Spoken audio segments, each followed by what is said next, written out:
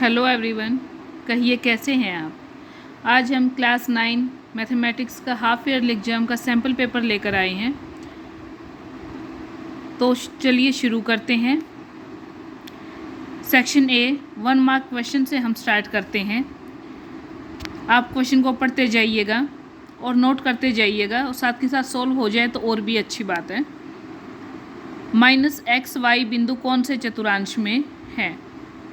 Second, आपको एक point दिया जाएगा, आपको उसमें भुज या कोटि फाइंड आउट करना है। फिलहाल मैंने भुज का क्वेश्चन लिया है। -3 और 10 ये कोई पॉइंट आपको दिया गया है, इसमें भुज कौन सा है ये आपको बताना है।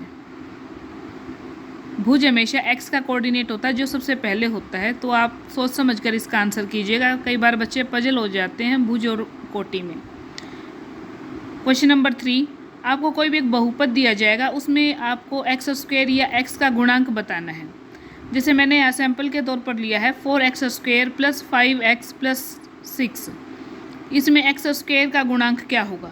गुणांक होता है जो x² के सामने गुणा में होता है, जैसे यहाँ पर 4 है। क्वेश्चन नंबर 4, समकोण त्रिभुज के क्षेत्रफल का सूत्र लिखिए। कोई त्रिभुज जिसकी तीनों भुजाएं दी गई हैं उसको तो हम हीरोन फॉर्मूले से निकाल सकते हैं, लेकिन यहाँ पर पूछा गया है कि समकोण त्रिभुज का क्षेत्रफल क्या होगा। तो इसका आंसर मैं बता देती हूँ। इसका आंसर होगा 1/2 आधार गुणा ऊंचाई यानी लंब।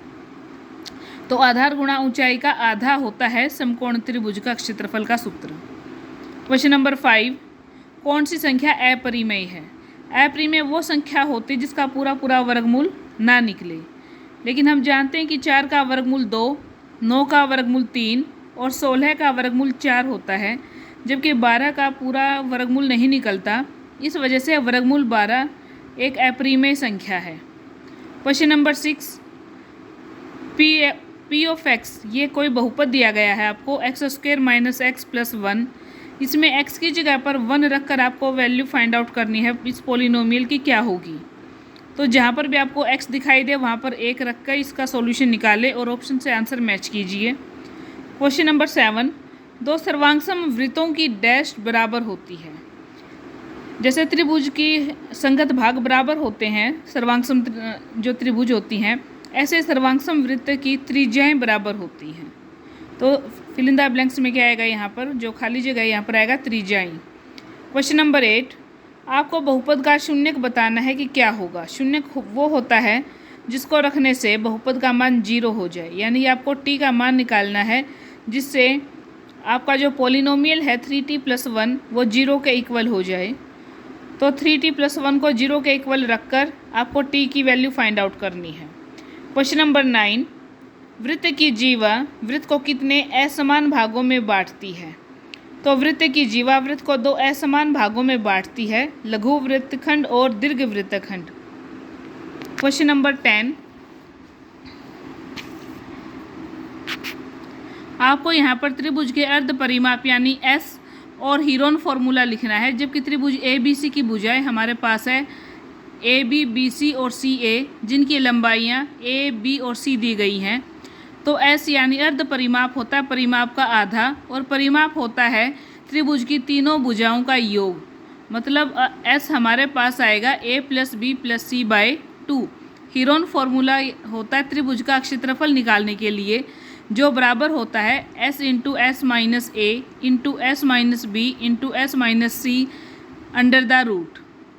क्वेश्चन नंबर 11, ये अब की बार ही जो क्वेश्चन है ये ऐड हुए हैं, जो पहले CBSE बोर्ड में थे, हरियाणा बोर्ड में ऐड किए गए हैं। अब की बार केस स्टडी क्वेश्चन इन्हें कहा जाता है। ये A और R असर्शन और रीजन वाले क्वेश्चन हैं। आपको इसको सोच समझ कर हल करना होगा। इनको हल करने के लिए थोड़ा प्रैक्टिस की ज़रूरत पड़ती है। जैसे A यहाँ पर दिया गया है, सैम्पल के तौर पर लिया है मैंने ये 3t + 4 5 = 7, 3t + 4s = 7। तो दोनों तरफ इसमें अगर आप 5 से गुणा करें तो इसमें समीकरण का हल नहीं बदलेगा, ओबीवियस है नहीं बदलेगा, क्योंकि दोनों साइड से 5 कॉमन लेके कैंसिल हो जाएगा। इसका रीजन दिया गया है कि समीकरण तो अलग बनता है जब हम उसको एक ही नंबर से दोनों साइड गुणा करते हैं, लेकिन एस और टी इनके बीच में संबंध एक जैसा रहता है। तो इसके ऑप्शन हमारे पास हैं कि ए और आर दोनों सही हैं और आर कथन ए की सही व्याख्या करता है। बी, ए और आर दोनों सही हैं व आर कथन ए की सही व्याख्या नहीं करता है। सी, ए और आर दोनों गलत हैं। डी, ए सही है परंतु आर गलत है। तो इसको सॉल्व कीजिएगा आप। सेक्शन बी 2 मार्क्स क्वेश्चन है। फर्स्ट हमारे पास एक समीकरण है, इसके 2 हल हमें बताने हैं। आपको एक टेबल बनानी पड़ेगी। आपको जैसे x का मान खुद मानकर y का निकालना है या y का मान लो x का निकालना है। क्वेश्चन नंबर 13, आपको हर का परिमेयकरण करना है। कई बार 1/√2 टाइप में छोटा भी आ जाता है हर का परिमेयकरण, वो एक ही नंबर में या 2 नंबर में आ सकता है। लेकिन इस तरह का अगर जो हर का परिमेयकरण होता है, इसमें आपको आइडेंटिटी लगानी पड़ेगी।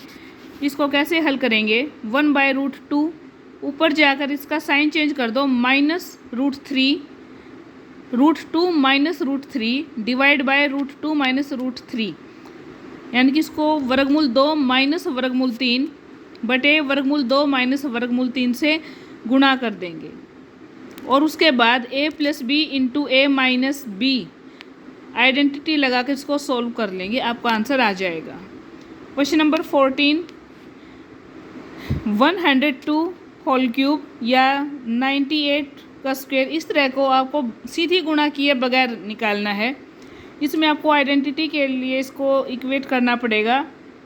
जैसे फर्स्ट हमारे पास आ जाएगा a + b होल क्यूब, यानी कि 100 + 2 सारे की घात 3, और नीचे 98 को हम लिख सकते हैं 100 - 2 होल स्क्वायर। तो आपको या तो a + b होल क्यूब या a - b का स्क्वायर आइडेंटिटी लगाकर आपको इसे हल करना है, या कुछ इस तरह से दूसरे सवाल आपको आ सकते हैं। ये आप ज़रूर कीजिएगा, आपको एक क्वेश्चन पेपर में ज़रूर मिलता है। आगे आता है सेक्शन सी, 3 मार्क्स क्वेश्चन होगा। मध्य पद तोड़कर गुणनखंड करने का एक सवाल आपको पेपर में ज़रूर मिलेगा, तो इसकी प्रैक्टिस ज़रूर कीजिएगा। क्वेश्चन नंबर 15 मैंने यही लिया है, मिड टर्म स्प्लिट वाला।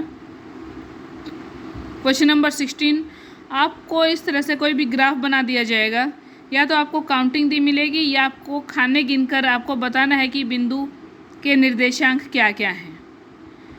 जैसे आपका जो ए बिंदु है वो एक्स अक्ष से कितने खाने दूरी पर है, 1 2 3 खाने, और वाई एक्सिस का अगर आप देखेंगे तो नीचे से ये 4 खाने दूरी पर है। तो इस तरह से तो खाने काउंट करने पड़ेंगे आपको, या आपको ऐसे लाइन ड्रॉ करके इसकी वैल्यू फाइंड आउट करनी है। अगर काउंटिंग दे रखे तो लाइन ड्रॉ करके आपको निर्देशांक बताने हैं, या फिर खाने गिनकर आपको उसकी पोजीशन बतानी है।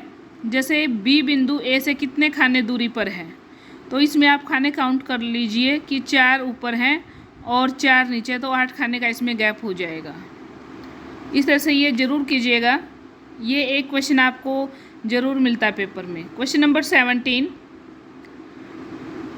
-5 और 5 के बीच कोई 3 क्रमागत संख्याएं बताइए। कोई भी 3 क्रमागत जो लगातार हों, जो इनके बीच में आए, जैसे -4 -3 -2 -1 0 1 2 3 4, इस तरह से आप कोई भी 3 आपसे पूछी जा सकती हैं। सेकेंड क्वेश्चन को आपको इसके फैक्टराइजेशन यानी गुणनखंड करना है। आप इसको देख लीजिए, 27x³ + y³ + z³ - 9xyz। 27x³ इसे आप लिख सकते हो 3x का होल क्यूब। आगे आप इसको एक आइडेंटिटी लगाकर सोल्व कीजिएगा, प्रैक्टिस जरूर कीजिएगा इस सवाल की। इसके ऑप्शन में ये सर्कल वाले चैप्टर से लिया है, आप देख लीजिए। आपको इसमें एंगल ORP, एंगल OPR और रिफ्लेक्स एंगल POR ज्ञात करना है। सेक्शन डी 5 मार्क्स क्वेश्चन है। वर्ग चिन्ह निकालने का फॉर्मूला यानी कि क्लास मार्क फॉर्मूला आपको बताना है, और इसमें आपको एक टेबल दी जाएगी जिसमें क्लास 9 के विद्यार्थियों के सितंबर टेस्ट के जो उन्होंने मार्क्स स्कोर किए हैं वो, और एक लेवल में बांटा गया है, इनको देख लीजिए आप। इसके बाद आपको बताना है बारंबारता बहुभुज की सहायता से एक आलेख।